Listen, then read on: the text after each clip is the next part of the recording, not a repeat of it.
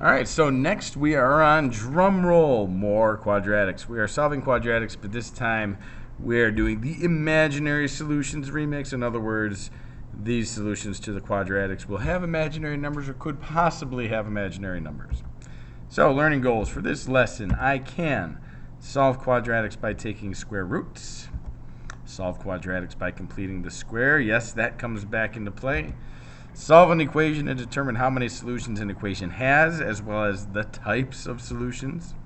And then identify the correct way to solve an equation. So you should be able to do all this by the end. So do me a favor, after the video is over and you've done some of the work, come back to the video, watch this first part, and just kind of use this as a checklist. Can I do this? Can I do this? And use that to determine if you are ready to move on. All right, so solving equations or solving quadratics by taking square roots. Pretty straightforward. Remember, when you're finding the square root of a number, that the answer can be positive or negative, which is what we use this symbol for. This is the most important part. Remember to use any time that you are finding the square root of something, unless it is squared, then you are doing you're doing plus or minus. End of story. Okay. So, for example, the square root of 9 could be plus 3, could be minus 3, because 3 squared is 9. Also, negative 3 squared is 9. That's why we have it as both. All right, so here we want to solve for x. Now we've got x squared plus 6 equals 0. So the very first thing you want to do is we need to isolate this. So we need to move that 6 to the other side. We do that by subtracting. Okay, that is going to cancel that out. So it's going to give us x squared equals negative 6. Now again, to get rid of a square, we use the square root. So I take the square root of x squared. Now, because it was a positive x squared, I'm just going to leave that. I don't need to worry about plus or minus, but this I do need to do plus or minus on, because this is not a square. Okay, so I got plus or minus square root of negative 6. Now remember, we can't have a negative square root unless we think about it as this, and I kind of went over this in class. Square root of negative 6 can be the square root of 6 times the square root of negative 1. Okay, so that's how you can kind of rewrite that. And as you know from the last lesson, we don't write the square root of negative 1. We write that as I. And then I'm going to scoot that I out in front just so there's no confusion. And that's what you're left with for an answer. Okay, plus or minus I times the square root of 6.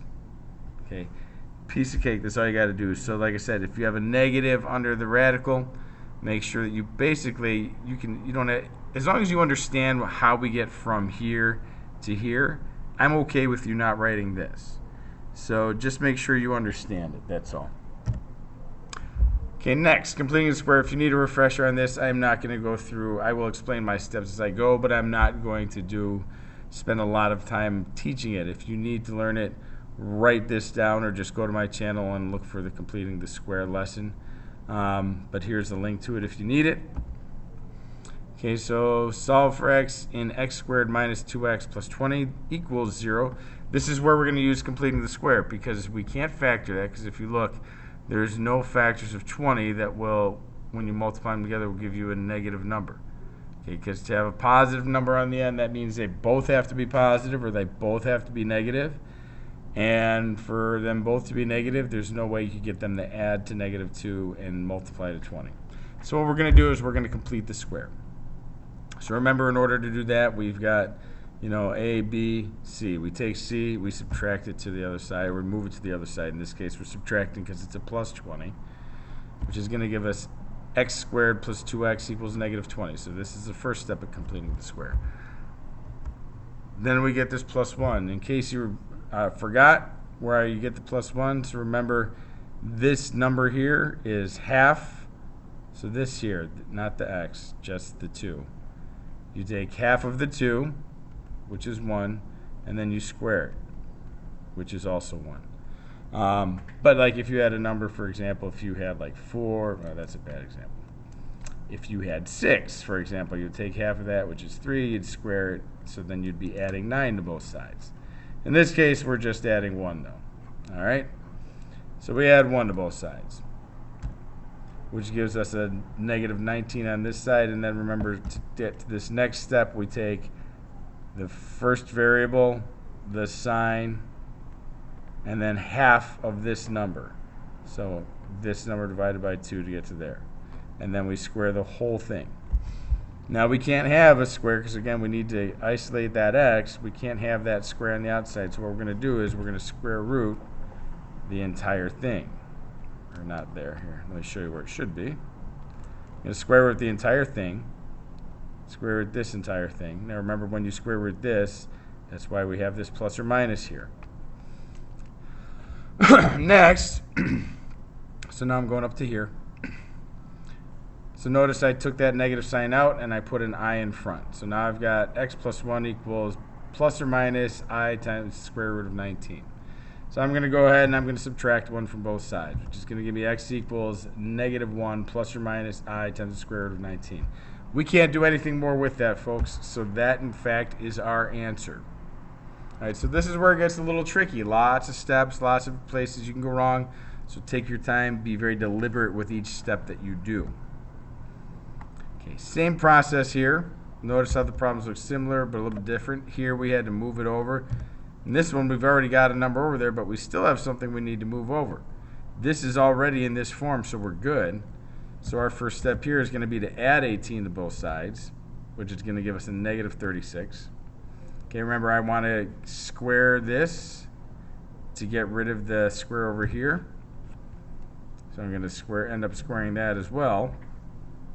And again, notice I put the plus or minus. So that gets rid of this here to give us this. I just went ahead and left this for this step. Notice I took the negative symbol and I moved it out front and put an I there, which is how I got here. Now, pay attention here. The square root of 36, we don't need to leave that because we can actually find out what the square root of 36 is. So if you can either reduce or completely simplify what's in your radical, then we're going to do so. Okay, so that this right here becomes plus or minus I, and then the square root of 36 is 6. Now we want to put that 6 out in front just because it looks better.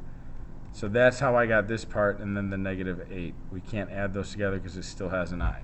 So our answer, get all that stuff out of the way, is x equals negative 8 plus or minus 6i. So this is actually two answers. Anything that has a plus or minus is actually two answers. All right. Mr. Higgins writes the equation 4x squared plus 144 equals 0 on the board. He asks the class how many solutions the equation has and what type they are. Jason says the equation has two real solutions. Matt says the equation has one imaginary solution. And Beth says the equation has two imaginary solutions. We want to solve the problem to determine which student has the correct answer and justify your reasoning. Your work will justify your reasoning, so go with that. So just show all your work. So same steps as before. We're going to go ahead and subtract 144 over the one side. We can't have a coefficient when we're finding x, so we're going to divide both sides by that 4. All right? That's going to cancel this out here. Negative 144 divided by 4 is negative 36. So we have x squared equals negative 36. Got to get rid of that square by the x, because remember, we want x by itself. No squares, no coefficients, no negative signs. So I'm going to square root both sides. And I had that plus or minus there, so notice that's what I did here. Okay, so I took that negative sign out from underneath the radical, moved it in front, and put the I there, which is how I got to here. And then again, square root of 36 is just 6. I'm going to put it back in front of the I, so x equals plus or minus 6i. So Beth is correct, and both solutions are imaginary. Because remember, this is two solutions. It's plus 6, positive 6i, and negative 6i. So do not forget that this is two solutions. And finally, Amelia and Madeline are solving the following equation for x, which is x to the fourth minus 81 equals 0. Who is correct, and how do you know? So what we're going to do here is we're going to take a look at what both of them did. Amelia went through, added 81 to both sides. Good job, Amelia. Then she had x to the fourth equals 81. And then she just said, well, I can take the fourth root of 81. I know that's 3, so I'm good. I'm good here. Problem is, she's not. She's not good. If you look at Madeline, look at how much more thorough. So she had x to the fourth minus 81 equals 0, did the same thing, added 81 to both sides. So they both started off the same. Here's where Madeline went more of the correct route. She took the square root of x to the 4th power. Okay, and the square root of 81, which made that plus or minus 9. So I had x squared equals plus or minus 9. And then I had to further take that to this. So this is the x squared equals positive 9. This is the x squared equals negative 9. Okay, so this is positive. That's this one here. This is the negative right here. So again, we're going to take the square root again. So the square root of x squared equals the square root of 9. So that's a plus or minus, remember? Same thing over here, except we have a negative 9, plus or minus. Okay, so the square root of 9 is just 3. So x equals plus or minus 3. Here's two answers here. This is x squared equals that, so we get rid of the square, it's x. But we have this imaginary number because of the negative sign under the radical, so we take that I. Square root of 9 is again 3. We have plus or minus 3i, or positive or negative 3i. So we actually have 4 possible answers here. So Madeline is correct because she correctly used a plus and minus symbol every time that she found the square root of both sides. And that is all I have for today on target B. I know we went through it a little quickly and it's a little bit complicated, but this is one of those things you just need to practice multiple problems with, which you have plenty of. And if you have any questions, please do not hesitate to give me a holler, guys. You have a lovely day or evening.